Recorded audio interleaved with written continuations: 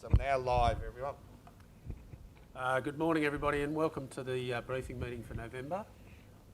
Given the recent changes to the Local Government Act and regulation in relation to conflicts of interest, from now on at the briefing meeting we'll go round the table and ask the councillors to declare which items they have a conflict in, which will be the items that next week when we have the full council meeting, that will also, they will mirror the same conflicts next week at the ordinary council meeting. I'll go first. Is Neil, Mr. CEO? Thank you, Mr. Mayor. Councillor McPhee.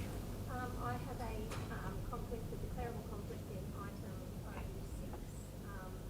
That my business has kept on electricity to you. The lease has no relevance to the meeting item, and it won't impact the outcome of the item, so I will be choosing to stay in the room if my fellow councillors allow me to. Councillor Honour. I have four declarable conflicts, Mr. CEO. One is in item K1, one in item H1, and I'll be staying in the room for that one because that is my son has written a report there. He's a professional officer of council, and I believe I can stay in the room and debate that issue. Also K3 and P4. So K1, K3 and P4 I'll be leaving the room on. Thank you, Councillor Honour. Councillor Trevor. Thank you, Mr. CEO. I will be declaring an interest in K3, in agricultural buffers. The interest is that in that report, Cane Railway is operated by Oyster Central Sugar Limited, discussed. My wife and I are shareholders in Oyster Central Sugar Limited, and I will be leaving the room when that item is discussed. Thank you. Councillor Bartel. Councillor Limont. No conflicts. Councillor Mitchell. Yes, Mr. CEO, I have a declarable conflict of interest for item 04, and it's a lease over lot 35 on SP 254546. I have no conflicts, Mr. CEO. Thank you. Councillor Haberman. No conflicts. Thank you. No conflicts. Thank you very much. All right. We will start with the first item, which is the financial summary as of 2nd of November. Anthony, welcome. Sorry, Mr. CEO, can I just butt in? It's Greg. Oh, sorry, Councillor Barnes. I forgot you were there. Yeah. I had a lot of trouble hooking in there, so I can only hear some councillors and that now, but just for the record, I have no declarable interest. Thank you. I apologise I didn't include you. No, that's all right. Anthony. Good morning, Council. So we've got the financial summary there to the 2nd of November. Just a few highlights. The progress check to date is about 34%. As you can see, the recurrent revenue is sitting at 47%, mainly because of the rates that we raised last year. The recurrent expenditure is pretty close on target with around about 34%. And capital activities, our capital expenditure is about 26%, which is in line with our expectations at this point in time. Just on the recurrent revenue, the fees and charges are slightly more than the budget to date. We've had some increased activity, obviously, in the development area, and there's also significant recovery works that has been undertaken. On the interest revenue side, slightly lower to offset that, and as we all know, the interest rates is basically at historic lows at the moment, and probably looks to be that way for a number of years going forward. Just another note there is that Council has settled on a number of unconditional contracts for the sale of land, which we don't normally budget for, and you'll see there's about $500,000 in the revenue for that. And we've got potentially somewhere between $300,000 and $600,000 more revenue to come in that space. So we'll be looking to amend the budget in January with an update on those sales. On the recurrent expenditure side, everything is basically is tracking as per budget, other than the depreciation. Just on the depreciation note there, we had a significant increase in our valuations for water assets in particular to the 30th of June last year, and our depreciation has been adjusted accordingly. So we're expecting about $1.5 million increase in depreciation this year. As I said, the capital expenditure is 26%, which is in line with where we believed or the forecast was. The cash has decreased since the last report by about $14.4 million. Once again, that's pretty much in line with what our forecast, as you can see in the graph below, we're trending on downward cycle until the next rate run. On the rates data, we're currently, at the 31st of October, we had about $10.5 million outstanding in rates, and that's compared to was about 6.4 the same time last year. At the moment, we have advance payments of about $6.8 million, which means the outstanding rates right now is about 9.2. So we have a net outstanding rates of about 2.6. In previous years, we're already into a credit balance with the advance payments. Not significantly worse off them, given the COVID and everything else that's going on. Yeah, so it's still pleasing to see that we've got $6.8 million in rates paid in advance. On the other debtors, just to note there that with the infringements, we've had no write-offs in infringements so far this year. And that's partly because we set up a infringement charges working group that works through the processes, and I think some of the rewards are starting to reflect out of that, and a number of audits that we've had over the last couple of years. Just a final note, we're looking to refresh the council report for future meetings, and we'll probably bring that back to a consult meeting going forward. We just had a review of what half of councils are presenting to their monthly meetings for councils, and we've identified a few tweaks that we can make to this report and make it hopefully more informative to council. Thank you. Thanks, Anthony. Comments or questions? Just one from me, Steve. No, thanks. Oh, you've got one? Yeah, it's Greg. Yep, Councillor Barnes. Yeah, good. Anthony, the next round of FAG grants, have we budgeted in the current budget, or have we put it through into the next year's budget? Yeah, at this stage, we've budgeted that we would receive the advance payment as per usual. Right. Okay, thanks. Thank you. Thanks. Thank you, Anthony. Next item is in relation to some land sales. Christine.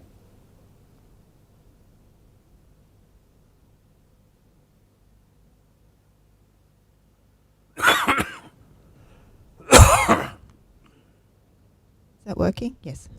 In regard to item G1, this report is about sales of land in Kinkuna Waters Estate.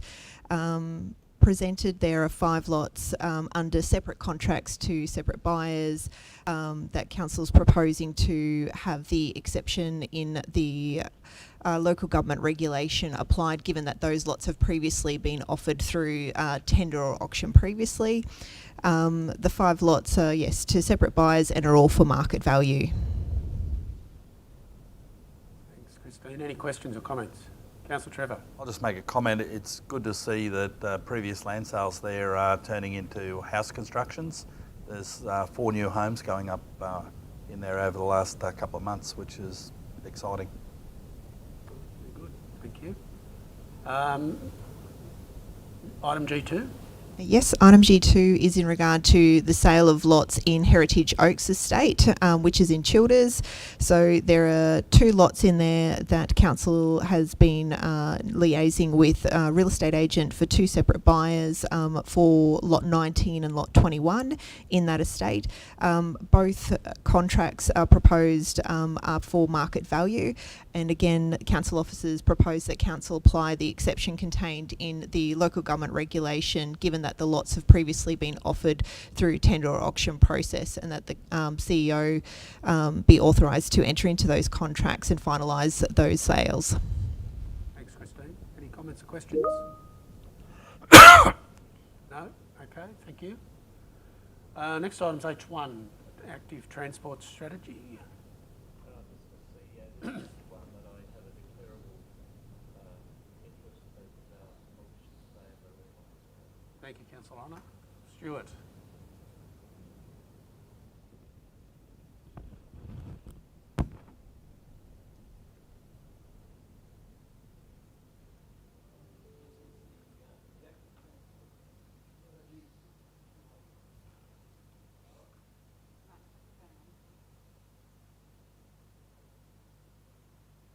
on, so hopefully it'll pick up. Yeah, so the active transport strategy is one of three critical strategies that my team have been developing over the last little while. This is the first one that actually gets to the point of presentation to Council for adoption. It is the transition strategy from the old multimodal pathway strategy, which effectively is pathways and cycleways. It is moving towards a new concept of active transport, which is more encompassing of different user groups. It's an unusual strategy in that it is a living, breathing document. It's not a set and forget.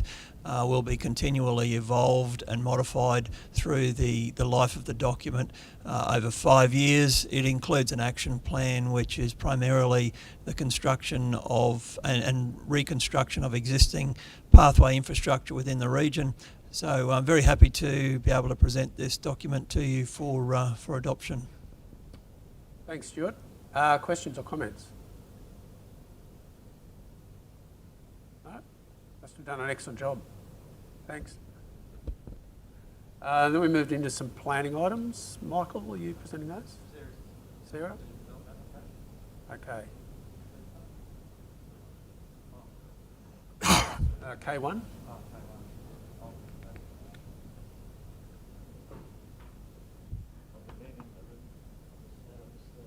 Thanks, Councillor Honour.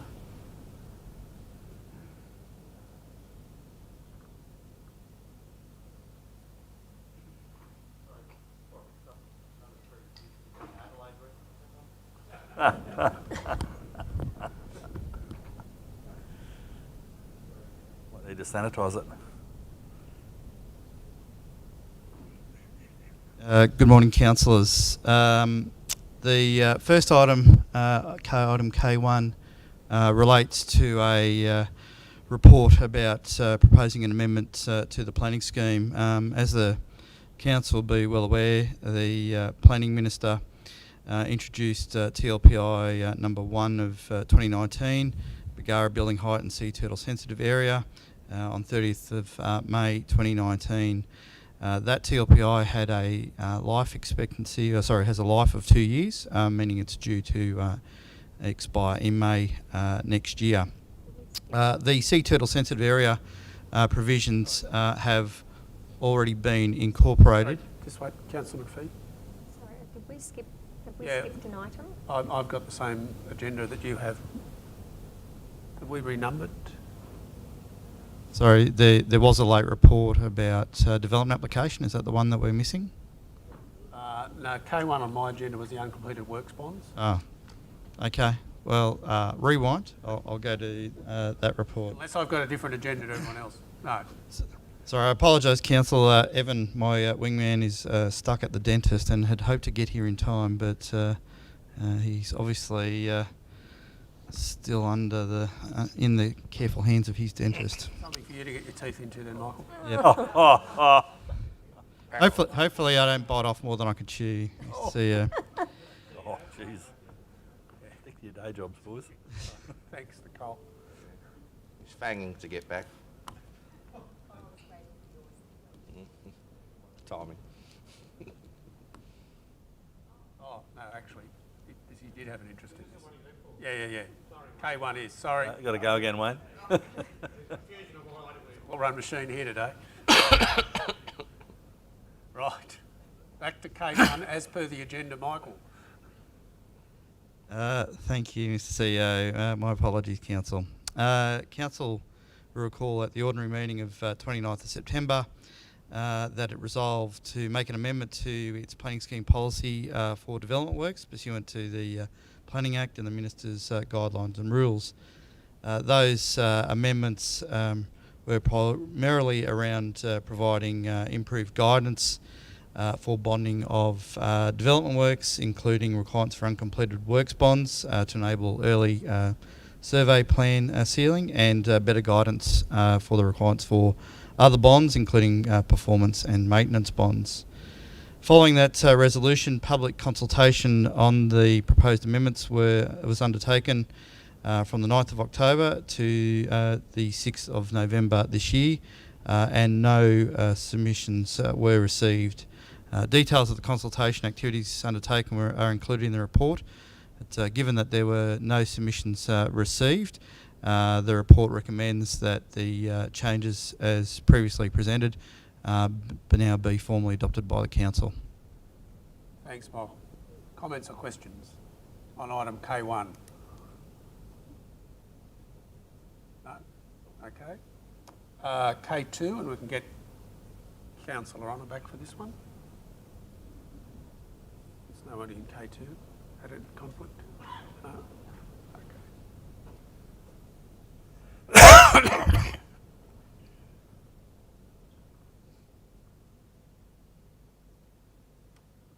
All right. Thank you, Mr. CEO. Councillors, I'll spare you the background about the Minister's TLPI again. Suffice to say that the Minister and the Department have made it clear that they expect Council to take action on the remaining part of the Minister's TLPI that hasn't been incorporated in the scheme, which is the Bagara building heights elements. As Council recall, we've previously advised the Minister that we were looking forward to the outcomes from our low glow project that we ran over the last turtle season.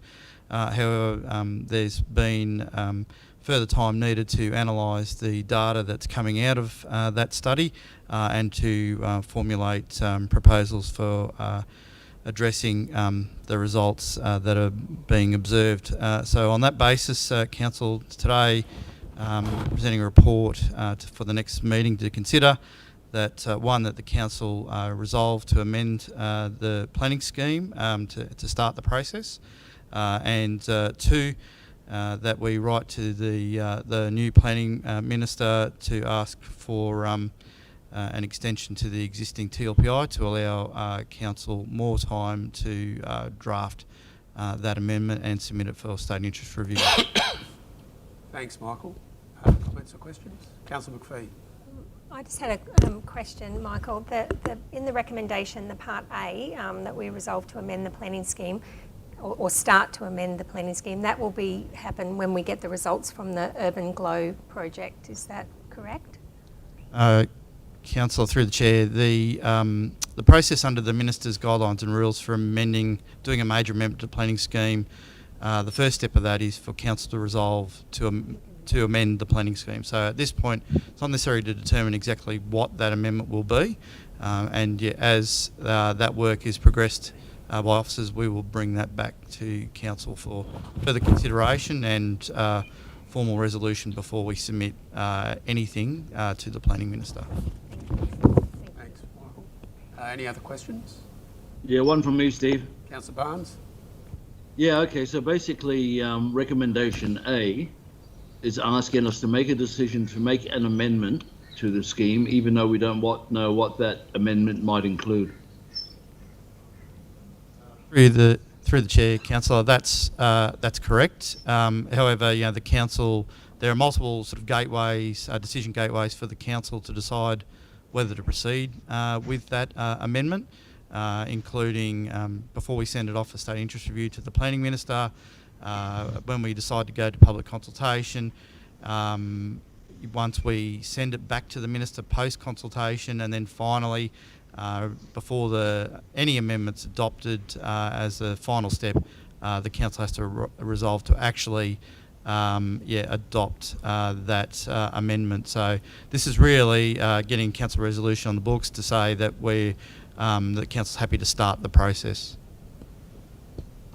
Yeah, well, Councillor Barnes. I mean, I do have some problems with that, councillors. I mean, we're making the decision to definitely make an amendment to the planning scheme when we don't know what that amendment may or may not be, and we don't have a sense of this particular issue is. I would have hoped that we could have perhaps canvassed some of the potential amendments before we got to this stage. Councillor Barnes, can I just make a comment? This was discussed at a consultation day, which you may not have been at.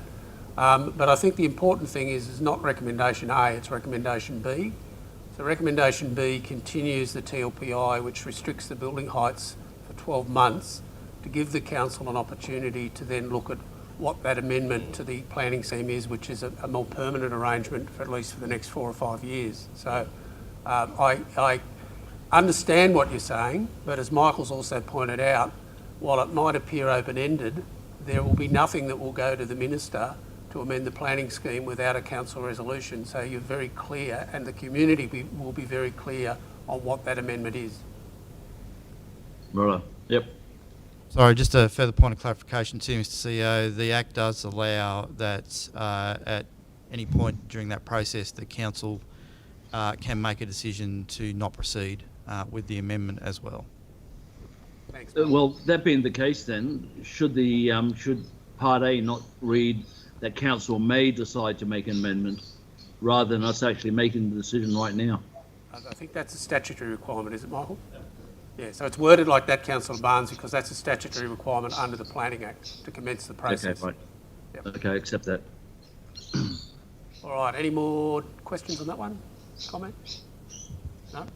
Okay, K3. Mr. CEO, I will declare an interest on that one and leave the room. As I declared at the start of the meeting. Mr. CEO, I'll be declaring on the day, so I'm going to leave the room. Thanks, Councillor.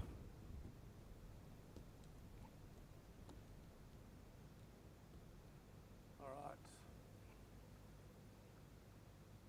Michael, back to you. CEO, councillors, you recall that meeting of 25th of August 2020, the council formally resolved to prepare a planning scheme policy for agricultural buffers in accordance with the statutory requirements. That policy sought to provide guidance for the design, construction and ongoing maintenance of agricultural buffers to minimise conflicts between incompatible uses, namely residential development and those sort of more intensive agricultural and other rural uses.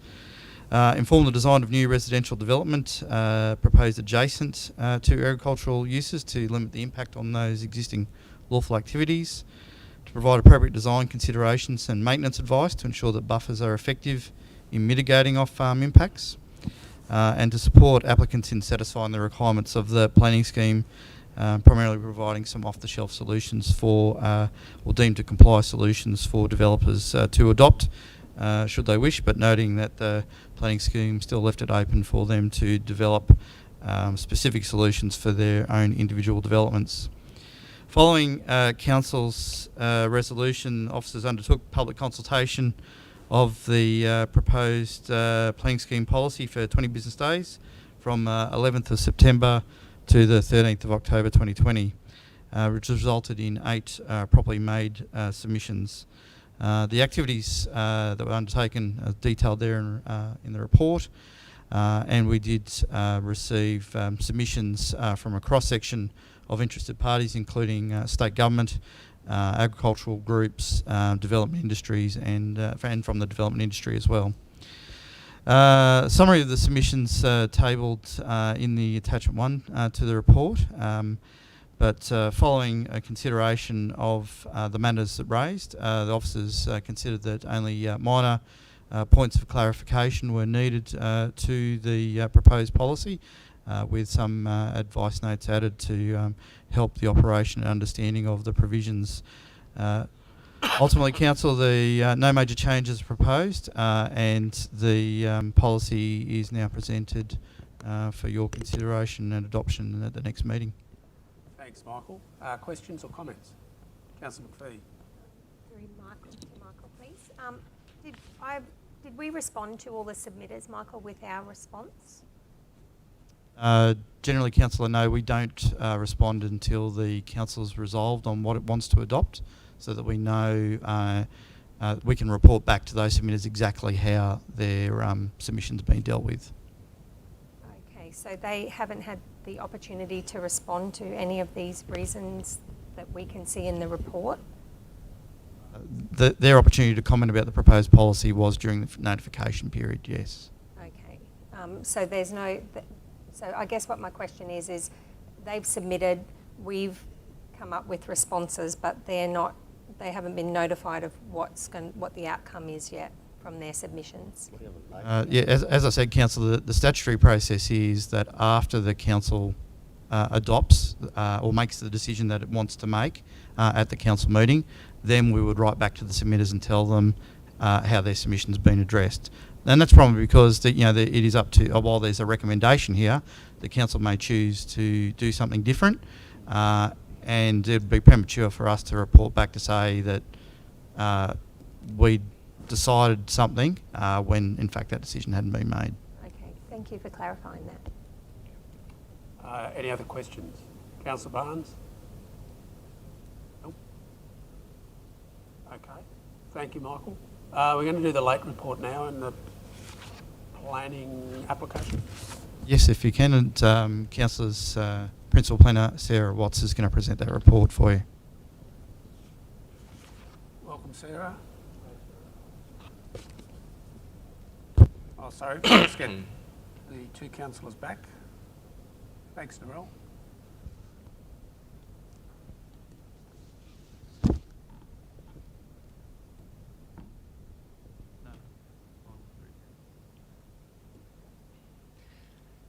Good morning, councillors. Item K4 relates with development application for a material change of use for a mixed-use development being the Burnett Heads Marina Village, located at 67 Harbour Esplanade, Burnett Heads. The application is subject to impact assessment and has been lodged over 3 lots that are owned by Gladstone Ports Corporation currently. The submitted application seeks to create a master plan harbour village precinct along the already approved boat harbour with retail, office, yacht club, cafe, recreation, short and long-term accommodation uses in a marina setting. These activities are proposed to occur within an attractive architecturally designed buildings that range in height from single story to 5 stories.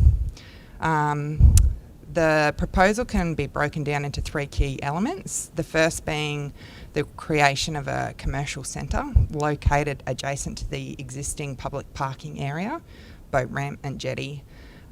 It comprises a compact grouping of single, 2 and 3 story buildings, all sited along the water's edge. The second key element is 3 apartment buildings which are distributed along the waterfront to the east of the commercial centre. These are 4 and 5 story residential buildings which will be available for both short-term and permanent occupation. The last notable feature is a foreshore promenade footpath which extends for the full harbour frontage of the development site. Public pathways connect Harbour Esplanade to the promenade, and as you would be aware, Council has recently constructed a footpath along Harbour Esplanade. All specific details relating to unit numbers are tabulated within the report before you. Subsequent and separate to the submitted application, the development of stage 2 is currently undergoing assessment. This application will be brought to council for consideration in the near future once officer's assessment is completed. The site area for the development is about 2.4 hectares. The site is currently improved with 2-storey building, workshop that was formerly part of the Burnett Heads Marina. Also on the site are a number of unused accommodation dongers, the Bundaberg Volunteer Marine Rescue, and the now abandoned Blue Water Club. all existing buildings are proposed to be removed, with VMR being relocated in a new facility in the vicinity of the site. Part of the site is located within Council's flood hazard area, being potentially impacted by storm surge. The subject site is located about 400 metres from the existing Burnett Heads Town Centre, which Council would be aware Council has recently undertaken substantial streetscape works as a result of detailed local area planning completed by Council. Previously approved on the site in 2013 is a 318 berth marina and operational works for prescribed tidal works for the dredging associated with this approved use. Dredging has commenced and is currently being undertaken. Within the report before you, councillors, you'll note a number of relevant matters are discussed in detail, with my presentation today just touching on the most important matters. The site is zoned Community Facility Zone. It should be acknowledged that this zoning is historically been because the site forms part of the greater Bundaberg port area and is owned by Gladstone Port Company, and presumably because the Volunteer Marine Rescue Service locates on the site. The subject site was zoned Community Zone under the superseded Burnett Shire planning scheme, and this zoning was carried over to the current planning scheme as the detailed local area planning had not been completed prior to the commencement of our current planning scheme in 2015.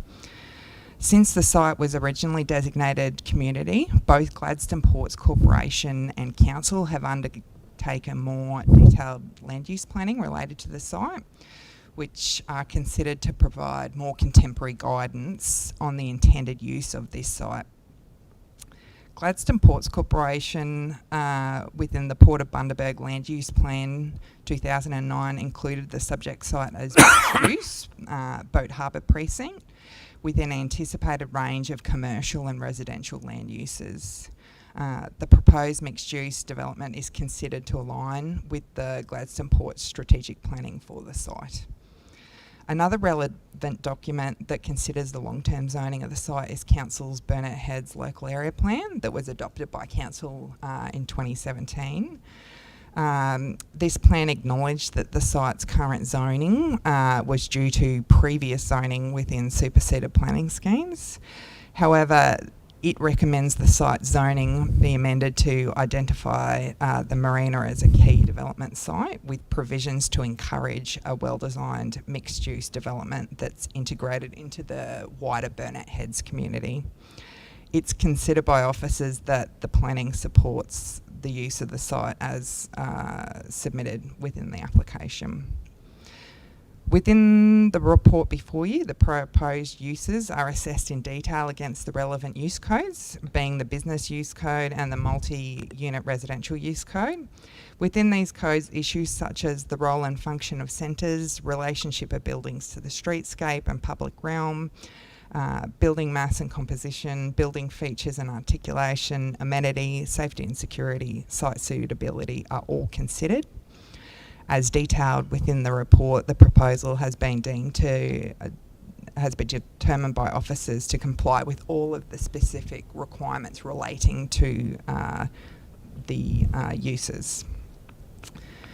Councillors, you'll note key matter discussed in the report before you relates to building heights. As discussed earlier, the site is located in the community's facility zone. This zoning does not specify maximum building heights.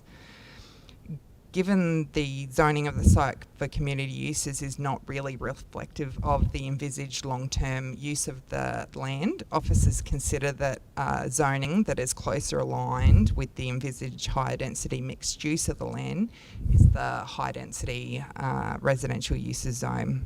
Within this zone, a maximum height anticipated in similar coastal areas is 5 stories.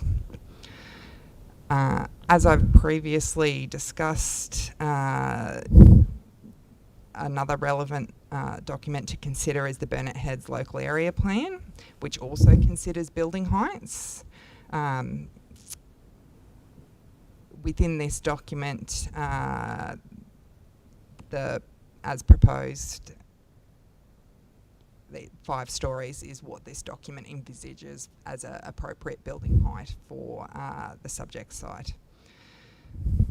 As councillors, you may be aware that the Burnett Heads Local Area Plan was subject to significant community consultation, and the feedback from this consultation was that the Burnett Heads community were generally supportive of heights within this plan.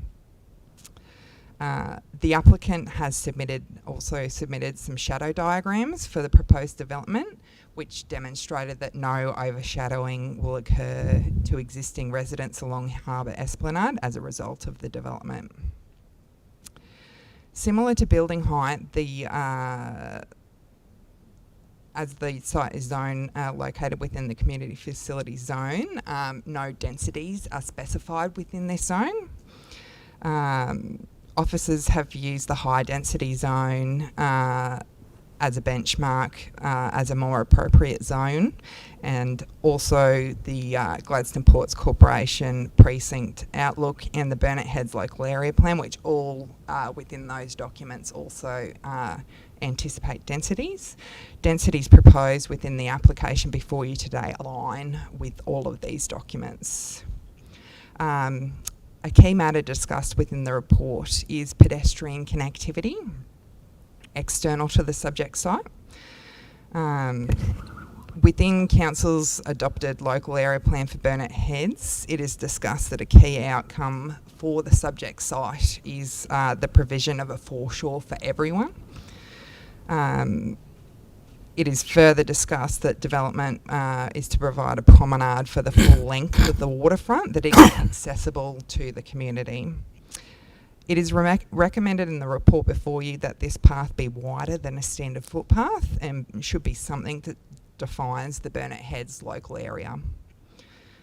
To create this promenade, officers consider that a minimum total width of 10 metres should be provided where abutting the residential buildings, and 5 metres elsewhere, with a minimum path concrete width of 3.5 metres and wider nodes provided strategically along the promenade to provide for community interaction. Officers are recommending that a right-of-way easement be placed over the promenade, allowing public access at all times. Ownership of this land is to remain with the applicant, and maintenance of this path will remain the owner's responsibility. It is also recommended that public right-of-way easements be placed over 2 strategic footpaths connecting Harbour Esplanade to the waterfront. Councillors will note that open space was also a key consideration in the assessment of the application. The subject site sits out of the planning scheme's priority infrastructure area as designated within the local government infrastructure policy. Therefore, open space for the proposed residents and the additional demand that they will create as a result of the development has not been anticipated within the planning scheme. It is therefore considered appropriate that it be conditioned that the area of land to the western side of Lot 4, being the public car park and boat ramp, and the northern portion of Lot 1 be dedicated to council as park. These areas are identified on the attachment titled Open Space before you. It is considered that this will benefit not only the residents of the development, but the broader Burnett Heads community. Development impacts on nesting sea turtles has been assessed within the report, as the subject site is located in proximity to Monrepo. The subject site faces north towards Burnett Heads Boat Harbour and the Burnett River and beyond. In the vicinity of the development, turtle nesting beaches include Oaks Beach, Baruba Island and Monrepo's Beach. The planning scheme requires that applicants consider and consider this and featured within the planning scheme's most recent amendments, which introduced a sea turtle sensitive area overlay code. To demonstrate compliance with this code, the applicant engaged Pendoli Environmental to prepare a marine turtle management plan that was submitted in response to Council's information request. This plan was prepared both for the subject application and the forthcoming application. Within the applicant's submitted marine turtle management plan, it is recommended a total of 30 conditions be imposed on the development relating to turtle lighting. Councillors, you'll find these conditions are all listed within the report, but I won't go through them in detail. It is considered that the proposed conditions imposed, the proposed development will meet the purpose and overall outcomes of the sea turtle overlay code and comply with all acceptable outcomes of the code other than acceptable outcome A05, which relates to the screening of development located on land visible to the beach. It would not be possible for landscaping to screen the development to Oaks Beach and Monrepose Beach to the south, given that some of the buildings are 5 stories in height. However, the proposal includes dense streetscape planting of large trees, as well as landscaping on all at-grade car parks in front of the buildings that will screen the buildings to the south. It will also be conditioned that the applicant plant a landscape buffer in the area conditioned to be dedicated to Councillors Park to screen Baruba Island from the development. Landscaping is also proposed and conditioned to be provided within the promenade footpath corridor along the water's edge. It is considered that the proposed conditions will fulfil the purpose and overall outcomes of the code, and the landscaping both within the site, along Harbour Esplanade, and the area to be dedicated to Councillors Park will achieve compliance with the sea turtle sensitive area overlay code. Councillors, as you will have seen in the report, infrastructure provision is discussed in detail. A notable outcome of the development is that the applicant will be required to upgrade Harbour Esplanade to a higher standard than it currently is. And the applicant will also be required to construct a bus stopping bay within the road reserve that will service the broader community. As I've previously alluded to, the site is identified on Council's flood mapping as being potentially impacted by storm surge in the future when factoring in climate change. Within the assessment material, the applicant has demonstrated that the proposed finished floor levels of the development is above the storm surge and defined flood event. The development includes protection for underground car parking with pump out arrangements to be incorporated in the building design if stormwater is to get into the basements. As I've discussed earlier, the application was subject to impact assessment and public notification. Public notification was undertaken from the 23rd of March until the 15th of April this year. Council received a total of 40 properly made submissions and 3 not properly made submissions. Of these submissions, 32 were opposed to the development.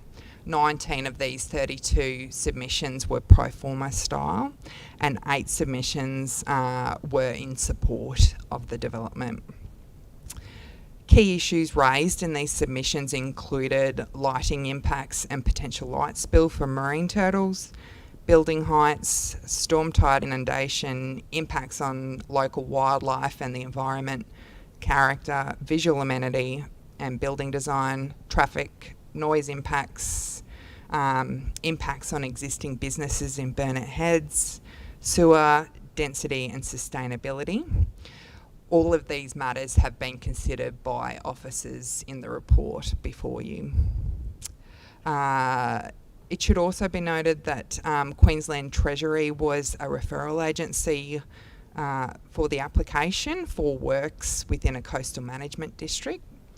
They assessed the application against their assessment criteria and approved the development subject to conditions by letter dated 4th of November this year for this referral trigger, which is included as an attachment in the report before you.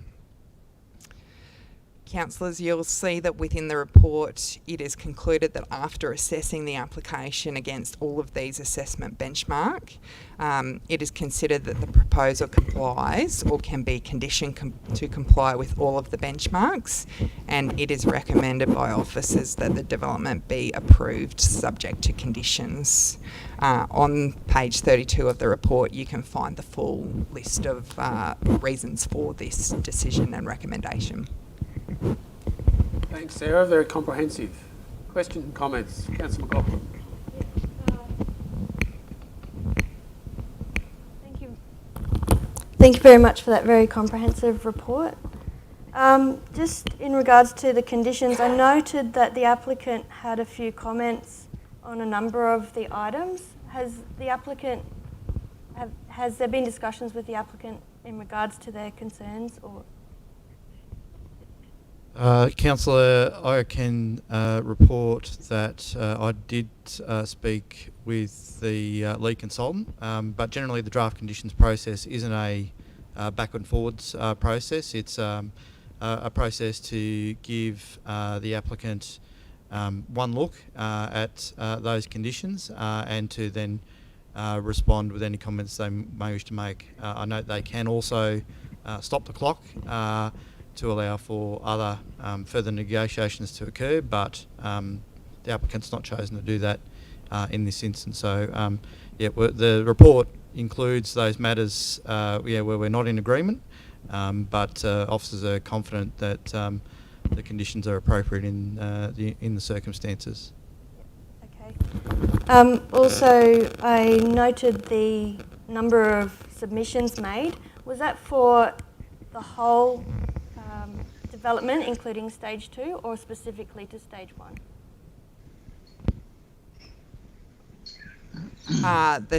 The noted submissions within this report are just for stage 1. No further questions. Other councillors? I've just got one question, Steve. Councillor Barnes? Yep.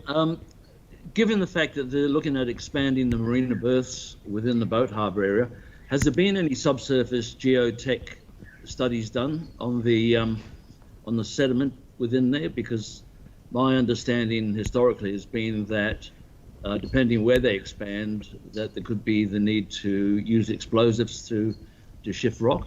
I don't know whether it's ever been to that extent or not. Michael? Councillor Barnes, this application doesn't deal with dredging in the boat harbour area. That's the subject of a separate approval. And I note that the state have issued environmental licences for that activity. So if there's a change required to that permit, the applicant would need to go back through the process to seek approval for those. Okay, thanks, Michael. Any other questions? No? Very good. Thanks, Sarah. Thanks, Michael. The other late one was confidential, wasn't it? Yep. So we now move on to some leases and a sole supplier arrangement. Christine.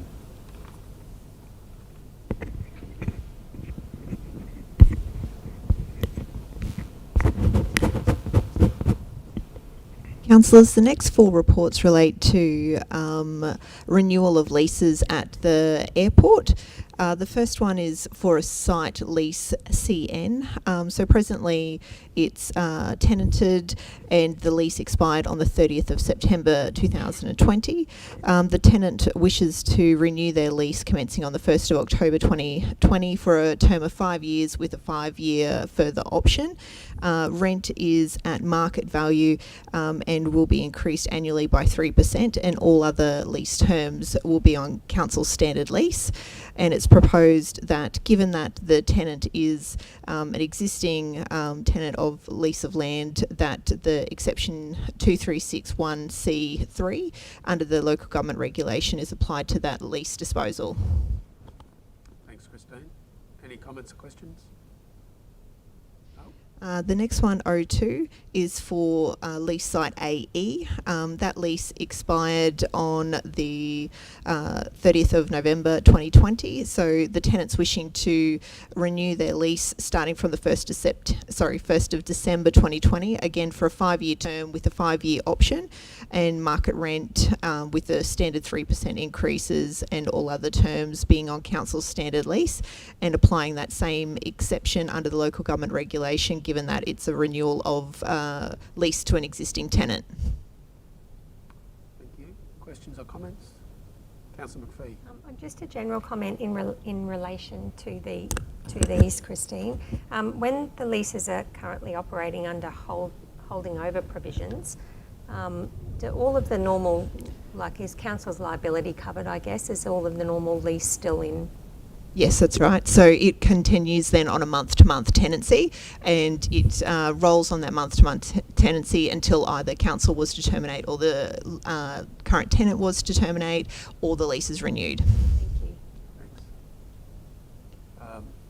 Thanks. Three. Yep, next one is lease CB.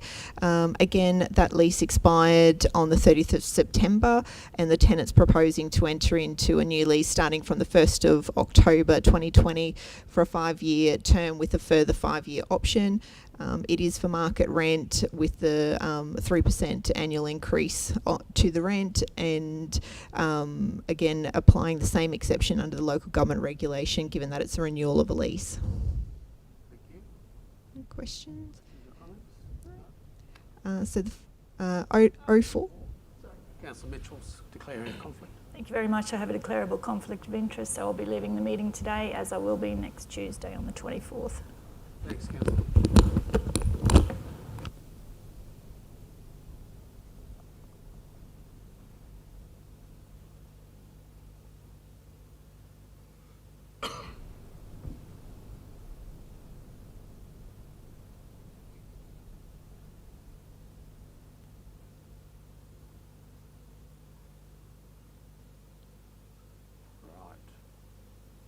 Councillors, the next report, 04, is again another lease for the airport. This is site AC. This lease is expires on the 30th of November.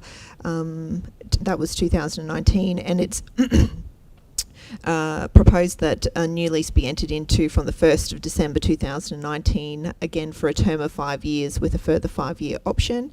Again, the lease is for market rent with the annual 3% increases to the rent, and applying the same exception in the local government regulation, given that it's a renewal of a lease to an existing tenant.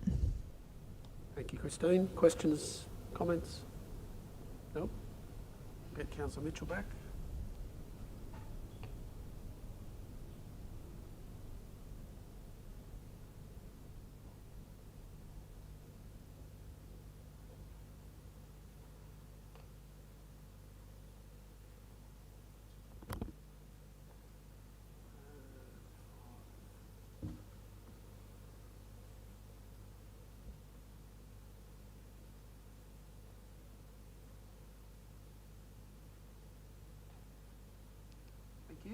Next one.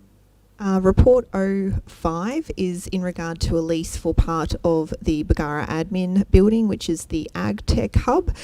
Councillors may recall back in August at the ordinary meeting, Council made a resolution to dispose of this property to LexiTech. There was a condition to that resolution that was made that the LexiTech was required to receive an ARBN from ASIC. However, there have been significant delays in obtaining that ARBN, and a director of LexiTech has expressed the desire that given the significant delays, the lease be changed to, rather than being to a lease to LexiTech, to a trust, being Millbank Investment Trust, all the terms of the lease will be as it was in the August report, and it's proposed that Council rescind the resolution made in August and then apply the exception to dispose of the land to the Millbank Investment Trust rather than Lexitech. Thanks, Christine. Any questions? No? Thank you. Gav, you're going to do the RADF? Excuse me, Mr. CEO. I'd just like to remind everyone that I had a declarable conflict on this item.